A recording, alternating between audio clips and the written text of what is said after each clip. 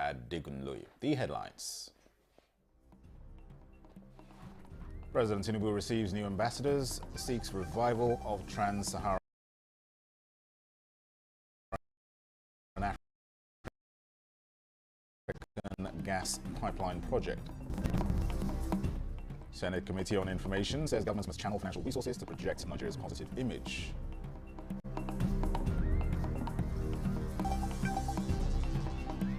It demands scalable, adaptable, and inclusive solutions. Stakeholders urge Nigeria to leverage artificial intelligence for inclusive educational system powered by innovation.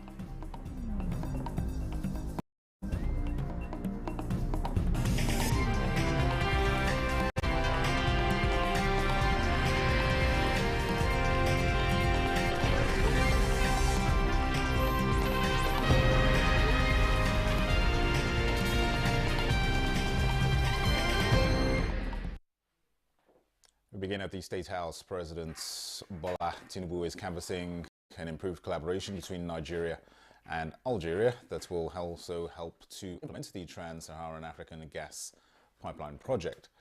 This is while addressing the new Algerian ambassador to Nigeria, one of the 3 new envoys who presented letters of credence to him on Friday. State House correspondent Musbah Danmahab reports. 55-year-old Hussein Masoud is the new Algerian ambassador to Nigeria. He is also representing the North African country in ECOWAS, covering Togo and Benin Republic. His country has commonality with Nigeria as also a large producer and exporter of oil and gas. He assumed this position when President Bola Tinubu is preparing Nigeria as a net exporter of gas to the world. Expressing hope for a new partnership with Algeria in this regard, President Bola Tinubu expressed belief that African countries should collaborate more to lift one another to become stronger together. The Algerian ambassador equally agreed that the Trans-Saharan African gas pipeline project, another proposed regional development project, will significantly impact the continent. Masoud said Algeria would continue to support Nigeria in negotiating for improved livelihood on the continent with multilateral institutions. The Republic of Finland also sent Ms. Sanna Selin as its new envoy in Nigeria at a time the relationship between both countries is witnessing dimensional growth. Her meeting offered the president the opportunity to comment on the recent arrest of Simon Ekpa. President Tinubu commended the intervention of the Finnish government with the arrest and detention of Simon Ekpa, saying his government would not tolerate actions and statements that will lead to divisiveness among citizens. He lauded the Finnish authorities for the timely intervention that safeguarded the nation's integrity and mitigated an action that threatened peaceful coexistence.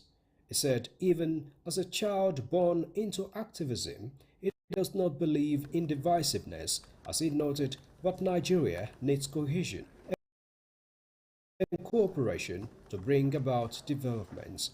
The president also pointed out that the ambassador's priorities, including ICT, agriculture, and education, will directly impact the country's developments. The ambassador of Finland extolled the president for his courage in initiating reforms that will benefit the economy and ensure prosperity in the future. Similarly, Mr. Gautier Mignon is the new head of the European Union delegation to Nigeria and ECOWAS. President Tinubu acknowledged the EU as one of the highest trading partners of Nigeria, urging the envoy to work towards elevating the volume of transactions and strengthening the ties. He said Nigeria needs support in digitalizing and automating operations and processes for rendering services. To foster an era for Nigeria, certainly, of economic prosperity, In a rapidly changing world and with rapidly changing dynamics, Nigeria continues to lead, especially in Africa, in fostering peace and security. And in this guise, we always seek the support and collaboration of the European Union. Ambassador Minyo told President Tinubu that Nigeria holds many untapped potentials, adding that more could be realized through development cooperation and technology leveraging. From the State House, Musbah Nanwahab, NT News.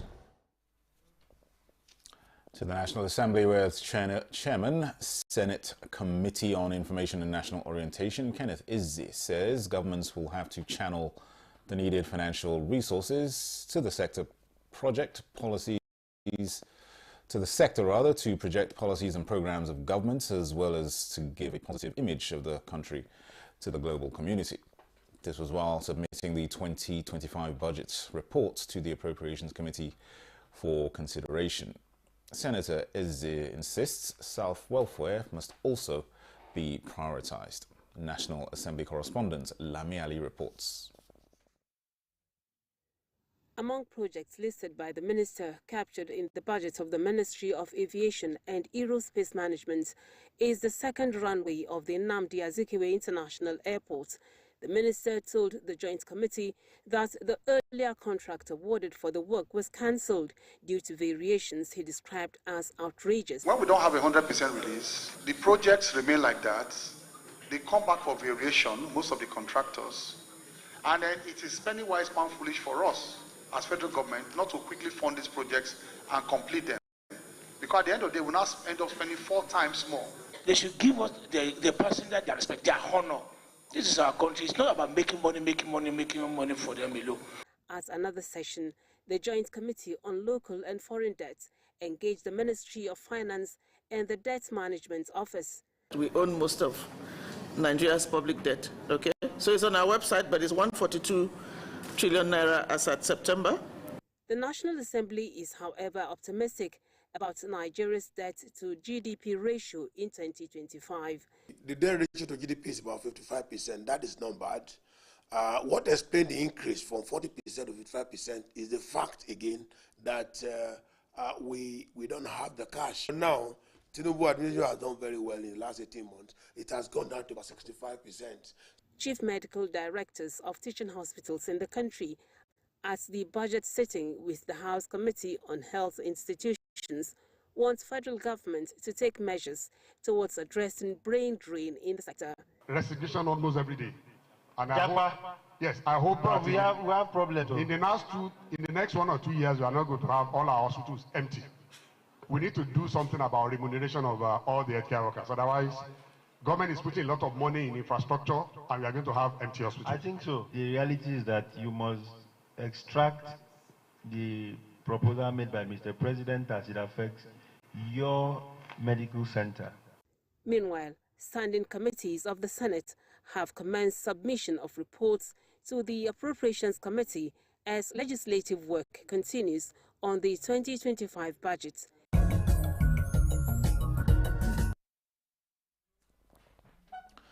Vice President Kashim Shettima has returned to Nigeria after his eventful engagements at the 2025 World Economic Forum in Davos, Switzerland.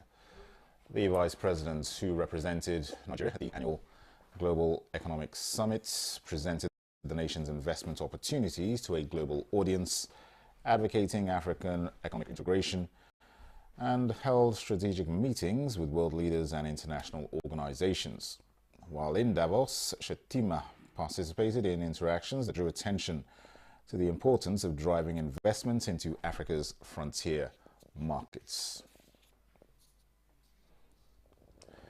The U.S. air carriers United Airlines Boeing 787 that departed from the Murtala Mohammed International Airport, Lagos, to Washington, D.C. at about 12 midnight on Thursday, January 23rd, made an air return to Lagos and landed safely at about 3:22 in the morning of Friday, 24th of January. In a press statement, the Director of Public Affairs and Consumer Protection of the Federal Airports Authority of Nigeria, Obiageli Ora, indicates that all 245 passengers and 11 crew members on board were disembarked and rescued safely.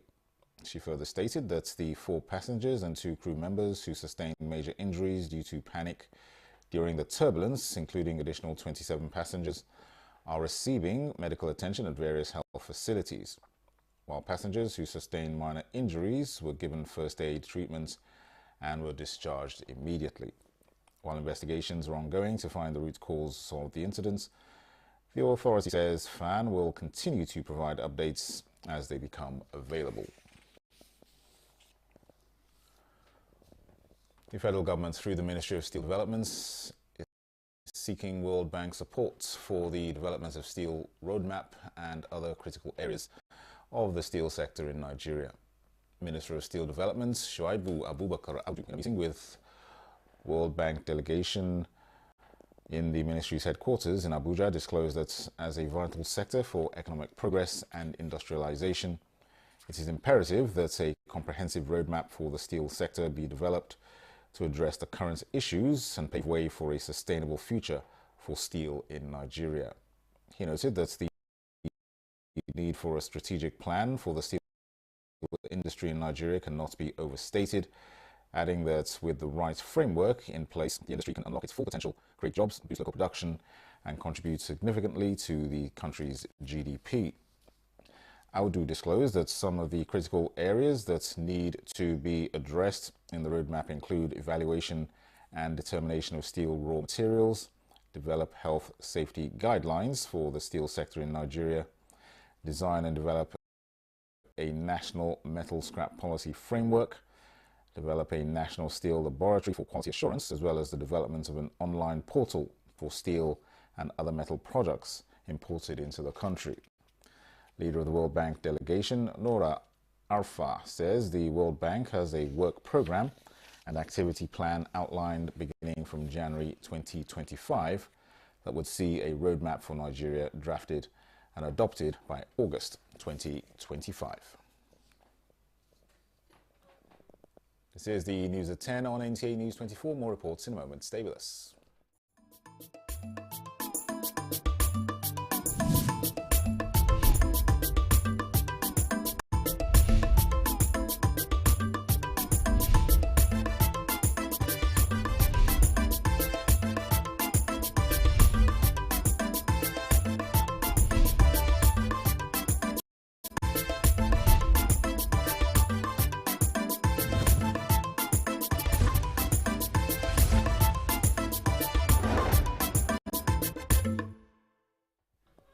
Welcome back. Nigeria will have to step up efforts at leveraging artificial intelligence for inclusive educational systems powered by innovation to foster lasting peace and shared prosperity. This was the thrust of conversations at the 2025 World Education Day Conference in Abuja. Tokbe Alabi reports. Are at this year's World Education Day Conference to discuss the theme Learning for Lasting Peace, Educational Equity through Artificial Intelligence, AI, Tools for Advancing Education in Underserved Areas. Equipping our youth and women with tools, training, and opportunities to participate in AI development. We not only ensure inclusivity, but also maximize the potential. Bridging the divide and achieving educational equity requires us to think beyond traditional classrooms and curricula. It demands scalable, adaptable, and inclusive solutions. Government, educators, private sector leaders, policymakers, development partners must work together to ensure that AI is deployed ethically and inclusively. For the convener, the conference is to leverage the immense potential of AI to ensure every child, regardless of where they are born or live, have access to quality education and the opportunity to thrive. So as we engage in these conversations, let us challenge ourselves to think beyond the immediate towards solutions that are inclusive, sustainable, and grounded in the principles of fairness and justice. The dialogue, however, examines strategies for integrating AI responsibly and ethically into the education systems. In this case, we're not talking about inclusion from the perspective of gender, right? But the inclusion from the perspective of ensuring that no one is left behind. But to drive sustainability, other big players like the government, venture capitalists, and all of this, we need to come in. We need some kind of buy-in from our government to really just help these organizations to have an environment that will enable them to implement these projects. There are limitations to where dictionaries can take me, but with AI, I can search for little words to get my resources. Like using tools like ChatGPT, Meta AI, and the rest. If this AI was not there, it would have been difficult for me to actually solve a problem. This conference has been very enlightening for me because it's teaching me that it's not just my books and my pen. It can transform Nigeria's education system into maybe being one of the best in the world.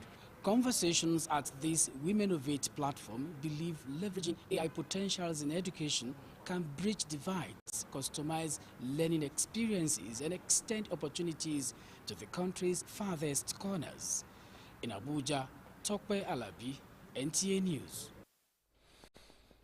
And as the global community commemorates 2025 International Day of Education, pupils and students in Abuja have been encouraged to take their studies seriously to effect the societal changes they desire. This was the advocacy of the Buniadi Foundation at the LEA Primary School, Kado Estate, and at the Government Secondary School, Jabi. The founder, Ni Ayola Daniels, preached the message of unity, telling his real-life story about how he was rescued from imminent harm as a young student in Buniadi village, Yobe State, by a stranger. The education should be taken seriously because education has the power to move you from one level to a higher level. And as such, we are here today in commemoration of this day to celebrate the values of education and also use education as a platform to preach peace, unity, and diversity. The students who received free educational materials say they are inspired by the foundation. I want to say a very big thank you for educating us, enlightening us on the benefits of education, encouraging us to take our academics seriously. I want to thank them especially for teaching me the key value of education and the importance of education in life generally. They've actually done a lot. They've actually encouraged me particularly concerning education and concerning the fact that in order to attain excellence in life,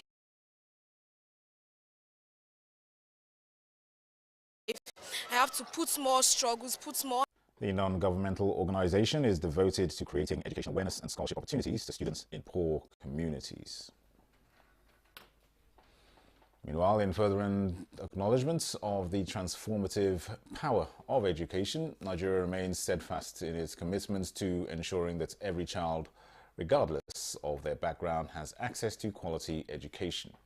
Nigeria's First Lady, Oluremi Tinubu, gave this assurance in a message marking this year's International Day of Education, while noting with pride the recent strides made in the country's education sector.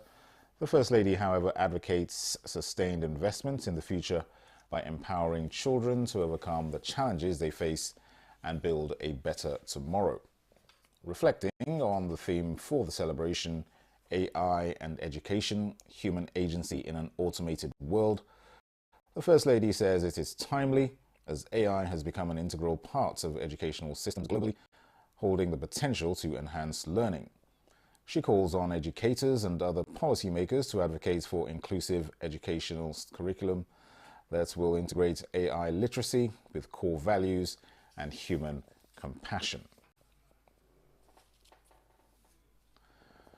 The National Identity Management Commission, NIMC, has unveiled a new General Multi-Purpose Identity Card.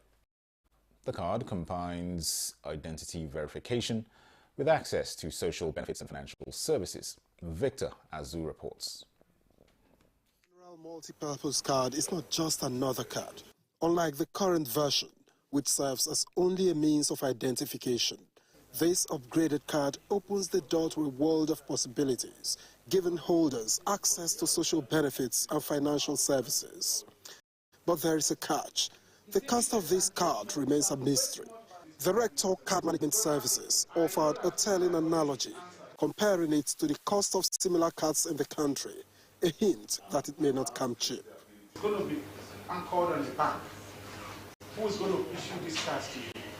Banks, again, may decide to add additional value, additional services, additional features to you. So therefore, right now, we are not fixing it and forcing until the card will be 1 naira, will be 2,000. Private sector partners who are working on the project also shed light on the card's efficiency and its robust security features, promising it will meet global standards. As a general multi-purpose card, we are embedding the payments in addition to the identity in the card. So you have a card who's able to, which you can use for identity, but at the same time enhance payments. The card has 32 wallets. So across multiple ministries, departments, and agencies, that same card can be utilized to access multiple other types of programs. Meanwhile, the Director General of NIMSI, Abisoye Kukau-Dushote, hosted a delegation from the World Bank, which is funding the ID4D project. She emphasized how the World Bank loan will ensure that nil enrollment reaches even the most vulnerable Nigerians, leaving no one behind.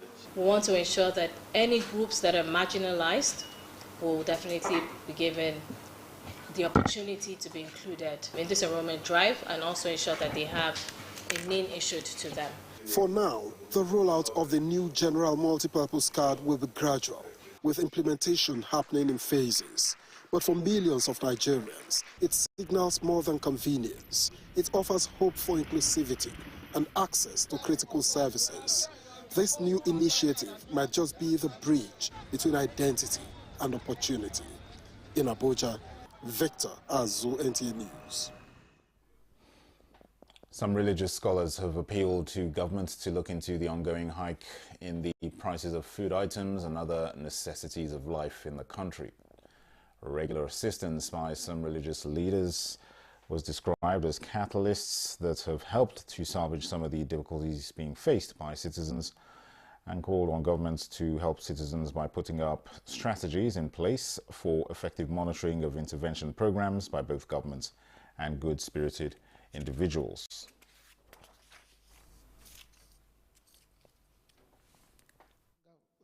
Feet on the ground to make all the agencies of government get to work. There are some beautiful policies that they have penned down, but it's not reaching the normal people on the street. So he should check his ministers. He should put more check on the legislative arm of government and the state government, and as well as the local government, because it is a government, it's different arms that makes up the complete government. When you go inside, you find out that there are many things that is beyond him, but he can control those things by implementing the policies that will help Nigerians. Senator representing Plateau South Senatorial District and former governor of Plateau State, Simon Bako Lalong, has expressed sadness over the passing of former Minister of the Federal Capital Territory, Lieutenant General Jeremiah Hussaini, at the age of 82. A statement by the Special Advisor to the Senator on Media, Dr. Makut Simon Macham, says Lalong received with a heavy heart the news of the death of the veteran military general, politician and elder statesman who has served Nigeria with dignity, integrity and patriotism. The statement recalls the accomplished military career of General Hussaini, who served in various capacities within the Nigerian Army and was the military governor of Old Bendel State, Minister of Transport and Quartermaster General of the Nigerian Army. As FCT Minister, General Hussaini was instrumental to its development, which has progressed to one of the fastest growing and successful capital cities in Africa. Lalong said the foray of General Hussaini into politics also recorded successes, as he served among others as Senator representing Plateau South Senatorial District between 2015 and 2019, where he did his best to touch the lives of the people. Senator Lalong also described General Hussaini as a fine politician whose credentials were at play when he contested as PDP candidate during the Plateau governorship race in 2019. He prayed God to grant him eternal rest and forgive his shortcomings, as well as comfort to his family. That concludes the news at 10 on NTA News 24. Thanks for watching. I am Dennis Adegunloye.